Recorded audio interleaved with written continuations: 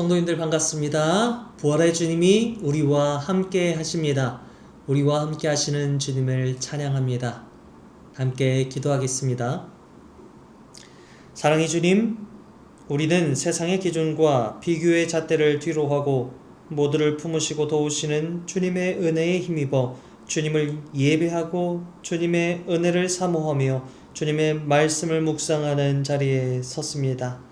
남보다 앞서려는 욕심과 시기심으로 본질을 잃고 살던 지난날 우리 어리석음을 용서해 주시고 우리의 사랑과 도움이 필요한 영혼을 향해 먼저 손 내미는 오늘 우리의 삶이 되게 하옵소서. 오늘 함께 묵상하는 말씀을 통해 우리 내면의 갈등이 치유되게 하시고 마르지 않는 생수 대신 예수 그리스도를 인해 참 평안과 기쁨을 누리는 오늘의 우리 삶이 되게 하옵소서. 이 시간 주님의 말씀을 읽을 때 성령님 오셔서 밝혀주시고 눈을 열어보게 하시며 귀를 열어 듣게 하시고 마음을 열어 깨닫게 하옵소서. 깨달은 말씀대로 살게 하옵소서. 오늘도 생명의 말씀으로 우리를 채워 주옵소서. 우리 주 예수 그리스도의 이름으로 기도드립니다. 아멘. 네, 오늘 우리 함께 보실 말씀은 요한복음 4장 1절로 14절까지의 말씀입니다. 예수께서 제자를 삼고 세례를 베푸시는 것이 요한보다 많다 하는 말을 바리새인들이 들은 줄을 주께서 아신지라.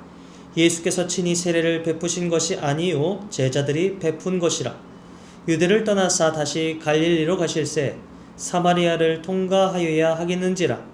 사마리아에 있는 수가라 하는 동네에 이르시니 야곱이 그 아들 요셉에게 준 땅이 가깝고 거기 또 야곱의 우물이 있더라. 예수께서 길을 가시다가 피곤하여 우물 곁에 그대로 앉으시니 때가 6시쯤 되었더라. 사마리아 여자 한 사람이 물을 기르러 왔음에 예수께서 물을 좀 달라 하시니 이는 제자들이 먹을 것을 사러 그 동네에 들어갔음이러라. 사마리아 여자가 이르되 당신은 유대인으로서 어찌하여 사마리아 여자인 나에게 물을 달라 하나이까 하니 이는 유대인이 사마리아인과 상종하지 아니함이러라. 예수께서 대답하여 이르시되 내가 만일 하나님의 선물과 또 내게 물 좀 달라 하는 이가 누구인 줄 알았더라면 내가 그에게 구하였을 것이요 그가 생수를 내게 주었으리라. 여자가 이르되 주여 물 기를 그릇도 없고 이 우물은 깊은데 어디서 당신이 그 생수를 얻겠사옵나이까. 우리 조상 야곱이 이 우물을 우리에게 주셨고 또 여기서 자기와 자기 아들들과 짐승이 다 마셨는데 당신이 야곱보다 더 크니이까. 예수께서 대답하여 이르시되 이 물을 마시는 자마다 다시 목마르려니와 내가 주는 물을 마시는 자는 영원히 목마르지 아니하리니 내가 주는 물은 그 속에서 영생하도록 솟아나는 샘물이 되리라. 아멘. 네, 오늘 말씀은 예수님과 세례 요한의 비교로부터 시작이 되고 있어요. 1절 말씀에 예수님께서 세례를 베푸시는 것이 요한보다 많다는 말을 누가 들었다고 하나요? 바리새인이 들었다. 그것을 주께서 아신다라고 나와 있죠. 자, 그런데 이 말씀 이후 2절에서는 예수님이 사실 세례를 베푸신 것이 아니라 제자들이 베풀었다라는 그런 설명이 나오고 있고요. 3절에서는 예수님이 유대를 떠나 갈릴리로 가셨다라는 내용이 나와 있어요.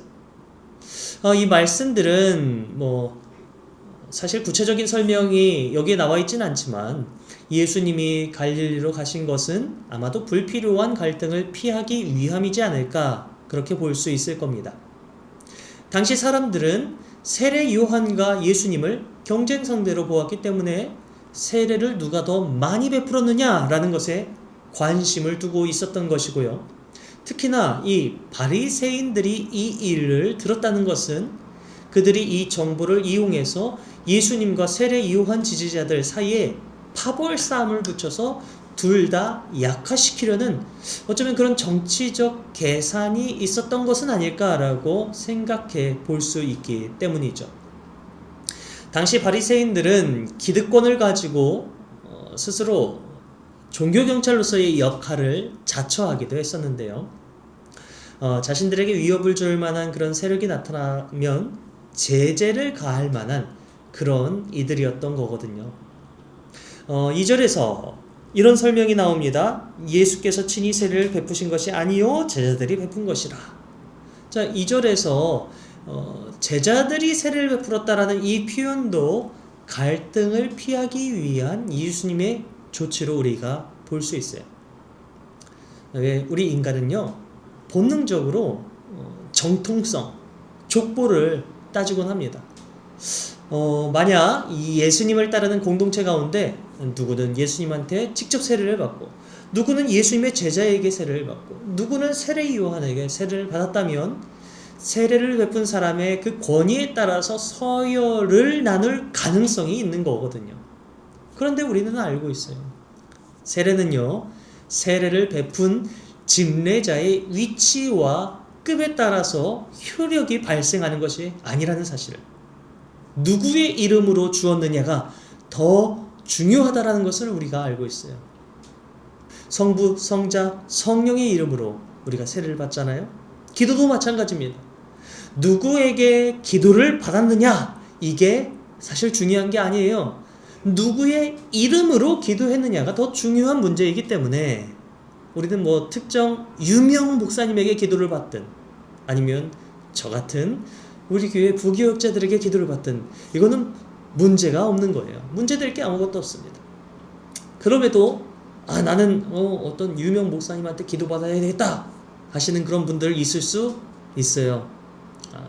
그래야 더 기도의 효력이 나타날 것 같다라고 생각될 수도 있겠지만, 신앙이 성숙한 사람이라면 이제 우리 모두가 하나님 앞에 직접 나아갈 수 있는 그런 왕 같은 제사장 되었다는 사실을 기억하면서 이 영적 서열화의 문제를 벗어날 수 있어야 합니다. 자, 다시 말씀으로 돌아와 볼까요? 유대를 떠나신 예수님 갈릴리로 가시는데 보통 이 유대인들은요 요단강 건너 동편으로 우회를 한다든지 아니면 지중해로 이렇게 경계를 따라서 올라간다든지 하는 그런 먼 거리를 보통 선택하거든요. 왜냐? 사실 가장 빠른 길은 이 중간에 있는 사마리아를 지나가는 건데요. 그런데 이 유대인과 이 사마리아인들 사이에는요 정말 오래된 역사적 갈등 또 정결의 문제로 서로 왕래를 하지 않았었어요. 두 민족 간의 통혼도 금지될 정도로 이들의 갈등은 신앙의 문제와 직결될 정도로 심했던 것이죠. 이들이 이렇게 갈등 관계에 놓인 것은 1차적으로 포로기 당시 북이스라엘이 포로로 이제 끌려갔을 때 그곳에 남아있던 이들이 이방인과 결혼을 해서 피가 섞이게 되거든요. 그러면서 이 혼혈의 문제 때문에 이들이 서로를 이제 배척하게 되는 거고요. 또 결정적으로는 포로기를 마치면서 귀환한 유대인들이 성전을 재건하려 했어요. 그때 사마리아인들이 우리도 도와줄까 했는데 이들의 도움을 거절합니다. 그래서 이 사마리아인들이 성전 건축을 방해하면서 이들의 사이가 더 멀어지게 됐어요. 자, 그렇기 때문에 예수님이 4절에서 사마리아를 어떻게 해야 합니까? 통과하여야 하겠는지라 라고 말씀하신 것은 비교와 갈등으로 금기라는 그런 담을 만들어버린 유대인의 인식을 허물어서라도 내가 한 영혼을 구원하겠다라는 주님의 거룩한 의지를 우리에게 보여주고 있는 것이죠. 예수님이 수가라는 동네에 이르십니다. 거기에는 야곱의 우물이 있었다고 해요. 이 우물은 사마리아인들에게 야곱의 축복이 여전히 자신들에게 그 축복이 제공되고 있음을 믿게 하는 일종의 신앙적 명분의 장소였습니다. 이곳에 예수님이 이르셨을 때 그때가 몇 시라고 나와 있느냐? 6시쯤 되었더라 라고 성경이 말하고 있어요. 자, 이게 우리 시각으로는 약 정오죠. 낮 12시쯤인데요. 이때 제자들은 먹을 것을 구하러 갔고 예수님은 우물 곁에 앉으셨어요. 그런데 이때 사마리아 여자 한 사람이 물을 기르러 우물로 나온 겁니다. 보통 이 물은 신선한 아침, 아직 해가 뜨기 전, 그럴 때 기권했었는데요. 그녀가 가장 더울 수 있는 이 정오의 시간에 나왔다는 것은 그만큼 사람들의 시선을 피하기 위함의 목적이 있기 때문이 아니었을까 생각해 볼 수 있어요. 내일 이어서 볼 말씀인데요. 내일 말씀에서는 이 여인이 남편이 5이나 있었고 또 지금 또 다른 남자와 살고 있다는 이야기가 나옵니다. 그게 요한복음 4장 18절 말씀이 나와요. 6시쯤 같이 살던 남자가 6명이나 있었던 사마리아 여인. 숫자 6이 눈에 들어오시나요? 6일 동안 이 세상을 창조하신 하나님이 7째 날 안식하셨던 것 기억하시죠? 6일, 이 노동의 시간으로 안식할 수 없는 분주함을 드러냅니다. 또 완전수 7이 아니기 때문에 불완전함, 무능력, 그리고 한계를 상징하는 숫자로 우리가 볼 수 있을 거예요. 이후 이제 7번째 만난 예수님으로 인해 구원을 얻게 될 이 여인의 서사에 더욱 풍성한 의미를 제공해주는 숫자로 우리가 볼 수 있을 것 같아요. 물론 분명한 것은 이 여인이 그만큼 영적인 갈급함 속에 있었다는 사실입니다. 자, 오늘은 그에 앞서서 예수님이 이 여인에게 물을 달라라고 말씀하시는 장면이 나와 있어요. 당시 문화에서 일면식도 없는 외간 남자가 말을 건다, 이거 있을 수 없는 일이에요. 결코 평범한 일이 아니었어요. 특히나 사마리아 여인과 유대 남자가 대화를 한다는 것은 아까 말씀드렸던 것처럼 이 상상할 수 없는 일이었습니다. 그럼에도 이 예수님께서 먼저 여인에게 찾아오셨어요. 당시의 금기를 깨뜨리고 사마리아에 오셨으며 여인에게 먼저 말을 거셨던 거예요. 먼저 찾아오시는 이 예수님의 놀라운 은혜가 바로 이 말씀에 드러나고 있는 것이죠. 마찬가지입니다. 저는 오늘 우리의 삶에도 예수님이 이렇게 먼저 찾아오세요. 그렇게 믿고 있어요. 우리의 지친 삶, 우리의 상처 입은 마음 가운데에 먼저 찾아오시는 주님의 그 은혜로 우리의 상처 입은 마음, 메마른 심령이 촉촉히 적셔지게 되기를 주님의 이름으로 축복합니다. 자, 예수님의 말에 여인이 놀랐어요. 어찌하여 사마리아 여자인 나에게 물을 달라 하나이까? 라고 반문을 하죠. 그러자 예수님이 10절에서 이렇게 말하세요. 내가 만일 하나님의 선물과 또 내게 물 좀 달라 하는 이가 누구인 줄 알았더라면 내가 그에게 구하였을 것이요 그가 생수를 내게 주었으리라 라고 나오죠. 자, 이 말씀의 두 가지 핵심이 등장하고 있어요. 예수님은 누구신가? 그리고 하나님의 선물은 무엇인가가 바로 핵심입니다. 예수님은 하나님의 아들로 약속된 메시아이시고요. 능히 하나님의 선물을 주실 수 있는 분이세요. 하나님의 선물은 성령으로 말미암은 영원한 생명, 바로 구원입니다. 하지만 여인은 그것을 알지 못했어요. 그래서 이렇게 말하죠. 물 기를 그릇도 없고 이 우물은 깊은데 어디서 당신이 그 생수를 얻게 싸웠나이까? 자, 여인의 이 말은 신앙에 있어서 우리의 오해와 잘못된 이해를 떠올려 보게 해줍니다. 우리도 여인처럼 영적인 갈급함과 갈증을 물질적인 방법으로 해결하려 할 때가 있지 않았나요? 영적 갈급함으로 충족되지 못해 여러 남편을 거쳤던 사마리아 여인이 예수님 앞에서 여전히 눈에 보이는 두레박과 깊은 우물에 집중하면서 수단을 강구하고 있는 것, 우리가 이 말씀에서 보게 되잖아요. 영적인 갈급함 가운데 있는 우리에게 사실 진정 필요한 것은 두레박이 아닙니다. 그런 수단이 아니에요. 생수의 근원 되시는 바로 예수 그리스도이십니다. 그런데 우리는 여전히 사마리아 여인처럼 물질적 수단을 통해 우리의 갈급함을 채우려 하며 살지 않았었는지 우리는 이 시간 스스로를 돌아보며 점검해 보아야 할 것입니다. 여인은 수단에 집중하면서 나는 민족적 자부심을 가지고 야곱의 우물이 지금까지 자신들에게 어떻게 생명을 공급해 줬는지 12절 말씀에서 이야기해요. 그러자 예수님은 그녀의 내면에 있는 깊은 결핍을 바라보며 이렇게 말씀하셨어요. 이 물을 마시는 자마다 다시 목마르려니와 내가 주는 물을 마시는 자는 영원히 목마르지 아니하리니 내가 주는 물은 그 속에서 영생하도록 솟아나는 샘물이 되리라. 아멘. 예수님이 주는 물을 마신다는 것은 결국 예수님을 믿는다는 겁니다. 예수님을 믿을 때 예수님이 주시는 물은 우리 안에서 영생하도록 솟아나게 되죠. 이것은 외부의 물로 내 갈급함을 채우려 했었던 여인의 모습과는 대조적입니다. 예수님을 영접한다는 것은 외적인 그런 외부의 조건으로 나를 채우던 그런 삶에서 이제는 내 안에 계신 주님으로부터 은혜가 흘러나오는 그런 삶의 근본적인 변화를 갖게 되기 때문입니다. 이제 말씀을 정리해 볼까요? 오늘 말씀은 당시 유대 사회의 두 가지 갈등을 드러내주고 있습니다.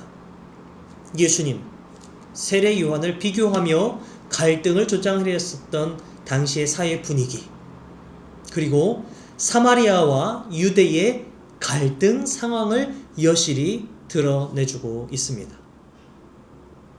사람들은 비교를 통해 서로의 우위를 나누고 갈등과 싸움을 조장하지만 우리 예수님은 갈등의 벽을 허물어 주십니다. 우리 인간이 만든 종교, 민족적 갈등은 먼저 찾아와 손 내밀어 주시는 주님의 생수, 바로 복음 앞에서 그 힘을 잃게 됩니다. 이하로 우리가 살아갈 때 내 힘으로 두레박질했던 그 피곤한 삶을 우리가 이제 주님 앞에 다 내려놓고 먼저 우리에게 찾아오셔서 마르지 않는 영생의 소망으로 성령 충만한 삶을 살아가게 하시는 주님, 그분을 만나 기쁨과 감사의 삶 살아가게 되기를. 그래서 우리 주변을, 우리 가정과 직장을 평화의 세계로 만들어 나가는, 하나님의 나라로 이뤄 나가는 우리 모두가 다 되시기를 주님의 이름으로 기도드립니다. 함께 기도하겠습니다. 성령 하나님, 우리는 지난날 너무나도 분주하게 살았습니다. 다른 사람과 스스로를 비교하며 나를 높이고 나를 드러내고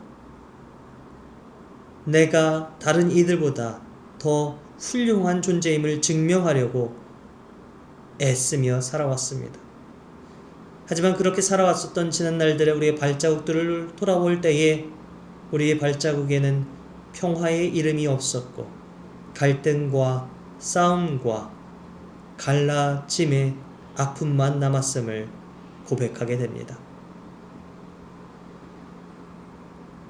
우리에게 먼저 손 내밀어 주신 주님, 갈등을 피하고 평화의 왕으로 잃어버린 한 영혼을 구원하기 위해 오늘도 먼저 손 내밀어 주신 주님의 그 놀라운 은혜와 사랑을 우리가 오늘도 말씀을 통해 깨닫게 되었사오니 주님, 이제는 우리의 그 이전의 삶을 다 주 앞에 내려놓고 주님께서 바라시는 복된 삶으로 거듭난 인생, 우리 안에 영생의 소망이 가득 흘러넘쳐 나오는 복된 삶을 우리가 살아갈 수 있도록 주님, 우리 가운데 오늘도 깨닫게 하시고 우리 마음을 주장하여 주옵소서.